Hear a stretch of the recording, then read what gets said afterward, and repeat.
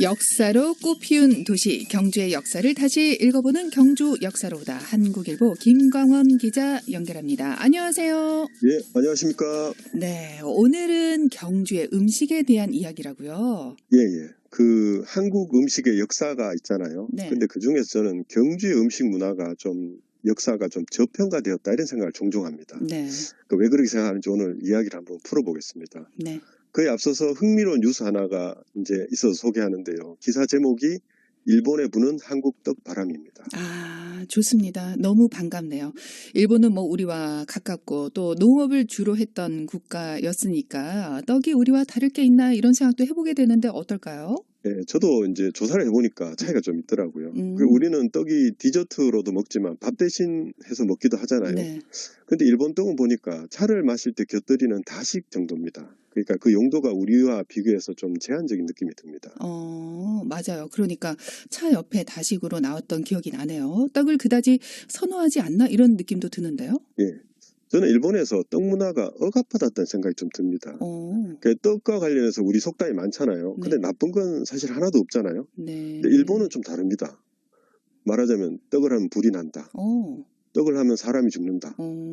떡을 먹으려고 손을 뻗으면 손에 불이 붙는다. 뭐 이런 식입니다. 왜 그럴까요? 왜 이런 속담이 나왔을까요? 네, 이게 역사적 배경으로 설명을 하는데요. 네. 일본에 원래 이제 수련민이 살았겠죠. 이 고유의 수련민과 이후에 들어온 농경민의 대립이 나다. 이런 해석이 있습니다. 네. 그러니까 수련민의 입장에서 뒤늦게 들어와서 쌀농사 짓고 떡 만드는 농경민이 이제 보기 싫었다는 거죠. 와, 수련민과 농경민의 대립. 너무 먼 과거 이야기 아닌가 싶은 생각도 들고 또 크게 뭐 고개가 끄덕여지진 않는데 아무튼 우리와 많이 다르긴 하네요. 먼 나라, 네. 이웃 나라 뭐 이런 것 같아요. 그렇죠. 그 한국 떡과 일본 떡이 정말 다르다는 증거로 저는 고려떡을 들고 싶습니다. 고려떡. 예, 근데 이게 고려시대 떡이 아니고요. 네. 일본에 고려떡이 있습니다. 임진왜란 때 일본에 잡혀간 도공들이 만들어 먹던 떡이었다 이렇게 전하는데요. 네. 그러니까 몇백 년이 흐르도록 일본인들이 구별지어 부를 만큼 혹은 구별이 될 만큼 일본 떡 문화가 우리하고 다르다 이런 뜻이겠죠. 고려떡.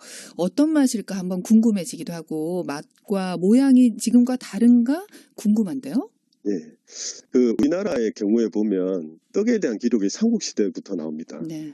삼국유사를 보면 왕을 정할 때 치하수를 세워서 결정한 때가 있었죠. 네. 그때 이제 방법이 떡을 씹는 거였거든요. 또 삼국유사에 보면 화랑 죽지랑이 드고에게 술과 떡을 대접했다 이런 이야기도 나오고요. 네. 그리고 가야 왕들의 제상에 떡을 올렸다는 기록도 있습니다. 또 백제 의자왕이 떡을 먹었다 이 기록은 삼국사기에 전합니다. 예전부터 이렇게 기록이 되어 있고 떡을 자주 먹었고 또 좋아했을 것 같습니다. 지금과 비슷했겠다 하는 생각도 들어요. 그 떡에 대한 선호도는 뭐 예나 지금이나 비슷한 것 같아요. 네. 근데 떡을 만드는 과정을 보면요, 되게 이제 찌는 과정이 꼭 필요하잖아요. 네. 지금은 시루하는 말이 좀 낯설지만 네. 예전엔 집집마다 있었습니다. 그래요? 용도가 다양했고요. 네. 여러 가지를 쪄먹었죠. 근데 요즘은 지금 튀겨 먹는 것 같아요. 맞아요. 과거랑 비교를 해보면 튀김 음식이 참 많이 늘어난 것 같긴 해요. 네, 그렇죠. 네. 이 시루에도 또 변화가 왔습니다. 일단 보면 신라는 통일왕국을 이룬 뒤에 여러 변화를 가져왔거든요. 네. 우선 왕궁을 지었습니다. 네. 동궁을 추가로 건설했거든요. 동궁이 완성되면서 왕궁 모양이 원래는 반달 모양이었는데 온전한 달 모양이 됩니다. 네. 그래서 동아시아 왕국의 전형적인 형태라고 하거든요. 그러니까 통일 왕조다운 궁궐을 지은 거죠. 당시 뭐 최고의 건축 기술자들이 다 참여하지 않았을까 싶기도 하고요. 저는 삼국의 기술자들이 머리를 네. 맞댔지 않았을까. 그건 제 상상입니다. 그리고 음식도 다양해졌겠죠. 네.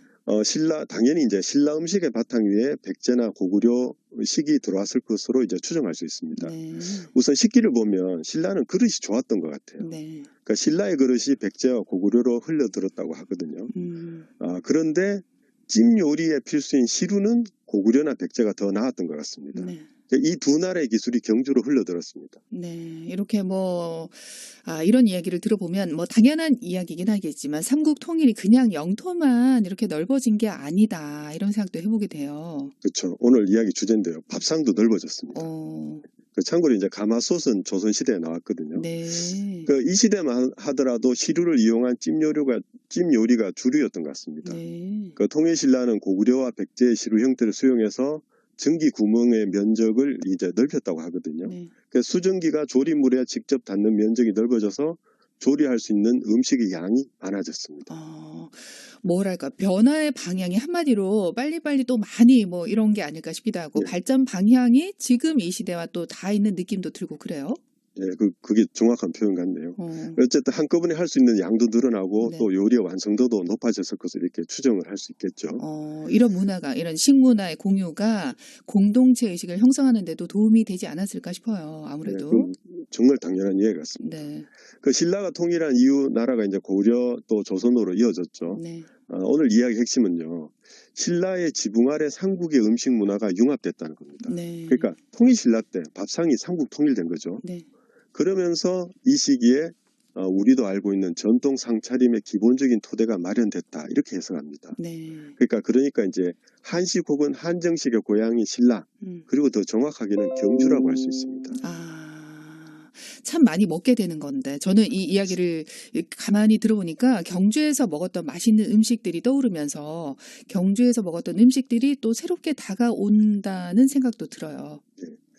저는 택리지를 쓴 이중환 선생도 그런 느낌을 받았을 것 같아요. 네. 이분이 자세히는 언급을 안 하는데 경주를 언급하면서 택리지에다가 신라의 수도였으며 옛 도읍으로서 풍습이 남아있다 이렇게 썼거든요. 네. 근데 저는 그 풍습에 음식도 포함되지 않을까 하는 생각을 읽을 때마다 합니다. 음식 뭐 빼놓을 수 없는 거니까. 예. 네. 오늘 이야기를 준비하면서 그 이중환 선생이 경주에서 맛보았을 한정식의 가장 근접한 경주 맛집이 있을까? 네. 있으면 한번 찾아보고 싶은 그런 열망이 생겼습니다. 간판 없이 어딘가에는 있을 것 같은데 찾기가 어렵네요. 또 뭐 한정식 하면 뭐 전라도를 떠올리시기도 하는데 전주 비빔밥에 버금가는 경주에도 그런 한정식이 있을 것 같고 또 청취하시는 분들 중에 맛집을 내가 알고 있다 이런 분 계시면 또 문자를 알려주시면 같이 공유해 보도록 하겠습니다. 오늘 같이 들어볼 노래는 어떤 걸까요? 네, 밥 노래가 좋겠죠. 네. 그 채환 씨가 부른 밥 한번 먹자가 있습니다. 같이 듣고 싶습니다. 네, 밥 한번 먹자 채환이 부릅니다. 지금까지 한국일보 김광원 기자가 전해준 경주 역사로 보다와 함께했습니다. 감사합니다. 예, 감사합니다. 채환입니다. 밥 한번 먹자.